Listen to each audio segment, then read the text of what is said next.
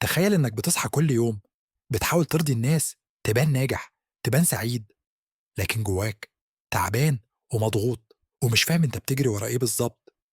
طب إيه رأيك لو قلتلك إن السر مش إنك تهتم أكتر، بل العكس تماما، إنك تتعلم، تهتم أقل. كتاب فن اللامبالاة مش جاي يعلمك تكون إيجابي طول الوقت، ده جاي يقولك الدنيا صعبة، بس مش كل حاجة تستاهل اهتمامك. في الفيديو ده هتسمع أفكار ممكن تغير نظرتك للحياة بالكامل وتحررك من ضغط المثالية الزايدة. بس خلي بالك، الكلام اللي جاي مش تقليدي ومش مريح، لكن لو كملته للنهاية ممكن يغير طريقة تفكيرك للأبد. جاهز؟ خلينا نبدأ.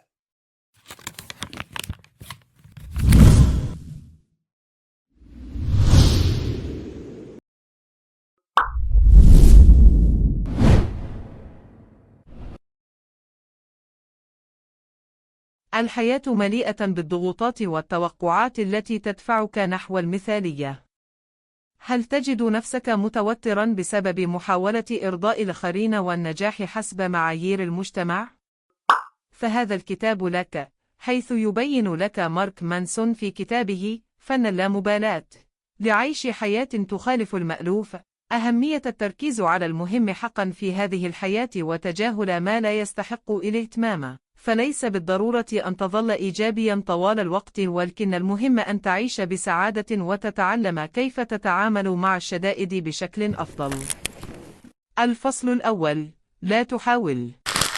من الطبيعي أن تشعر بالسوء حيال نفسك. هذا يحدث بشكل متكرر وطبيعي لتحديد المشكلة والعمل على حلها وتحسين نفسك. يتحدث مانسون في هذا الفصل عن قصة شخص مكافح بذل كل جهده لتحقيق أحلامه ونجح في ذلك، لكنه كتب على قبره عبارة: لا تحاول. فهذا الشخص رغم نجاحه يرى نفسه فاشل. وهذا دليل على أن النجاح ليس فوزا، إن كل أحلامنا أساسها ما نفتقر إليه ونحتاجه. كما ينصح الكاتب بالتوقف عن التفكير بما هو سيء، وتقبل الإحساس بهذا السوء. الفصل الثاني: السعادة مشكلة. السعادة تكمن في المغامرة ذاتها، في الرحلة، في المعاناة، في الصراع، وليس النتيجة النهائية. يتحدث مانسون في هذا الفصل عن ابن ملك قرر أن يجرب حياة الفقراء بحثا عن السعادة، فيكتشف أنها ليست هدفا يمكن تحقيقه، وأن الحياة هي نوع من المعاناة يعاني منها الأثرياء والفقراء. فالألم ليس عيبا، بل هو ما يعلمنا أن ننتبه لما هو جيد لنا وما عكس ذلك، وأن مواجهة التحديات وحل المشكلات هو ما يخلق السعادة. الفصل الثالث: لست شخصا خاصا ومميزا. الكمال مجرد وهم. الوصول لنسبة 100% كذبة كبيرة لا يجب تصديقها.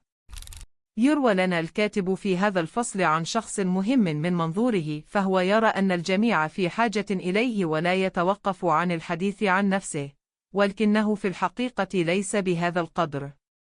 وهنا يبين مانسون أن التفرد الشخصي وهم، فالتقدير الذاتي ليس كافيا فحسب، فالتقدير العالي للنفس ليس حلا لمواجهة المشكلات في هذه الحياة، وإنما هو محاولة للتغلب على نقص في الحياة. الفصل الرابع: قيمة المعاناة. الألم مهم، وبطريقة ما صحي، لكن بدرجة محدودة، شرطة لإبقاء حلقة الوصل بيننا وبين ما يحدث في الواقع، أيضا مهم لأجل تحقيق سعادتنا. في هذا الفصل يعرض لنا مانسون قصة ملازم ياباني أخبره الإمبراطور أن يقاتل لآخر نفس، ورغم نهاية الحرب ظل 30 سنة يقاتل من أجل قيمة الوفاء.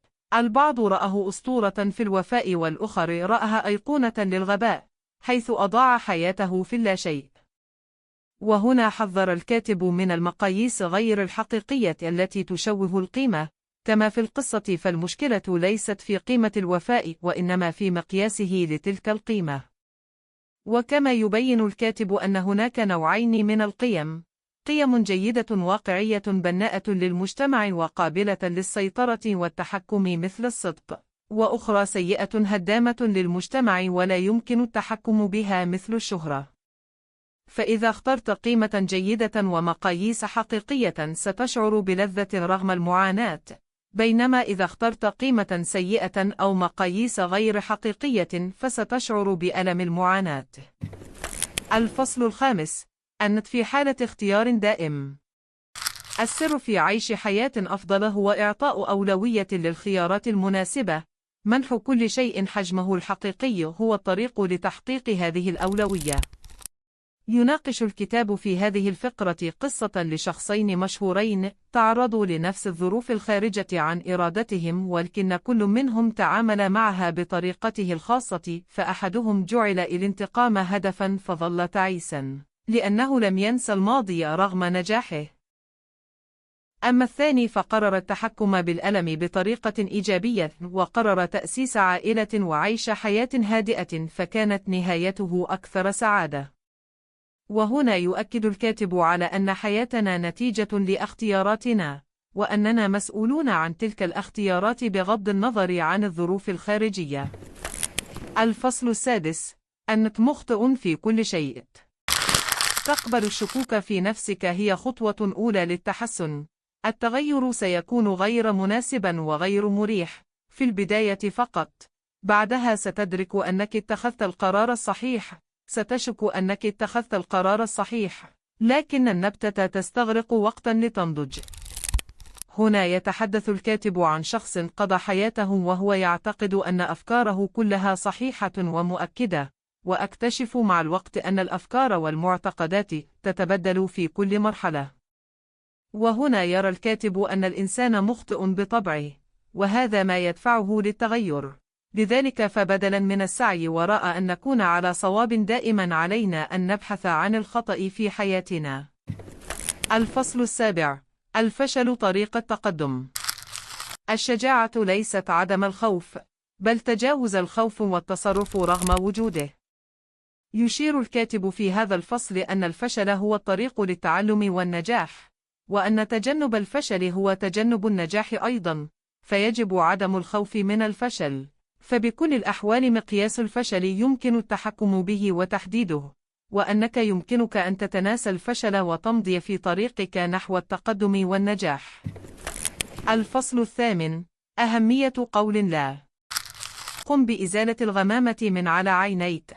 لا تجعل نفسك تشعر بشعور جيد على الدوام، هذا يمنعك من أن ترى المشكلة. يوضح مانسون في هذا الفصل أنه عليك أن ترفض شيء ما لكي تغدو بمعنى، فإذا لم تصادف شيء أفضل من شيء آخر فأنت إنسان فارغ تعيش حياة بلا معنى. وأن تجنب الرفض منك أو من الآخر هو شكل من أشكال الشعور الزائد بالاستحقاق، حيث يهتم صاحبه بأن يكون ممتازا دائما ولا يشعر بأي سوء، فيعيش مستغرق في ذاته متجنبا الفشل ورافضا أي نوع من المعاناة، وتكون النتيجة تكوين علاقات هشة ذائفة. الفصل التاسع: وبعد ذلك تموت. انظر جيدا، هكذا يجرى الأمر، سوف تموت في يوم من الأيام. أعرف أن هذا أمر واضح، لكني أرضى تذكيرك فقط إن كنت ناسيا.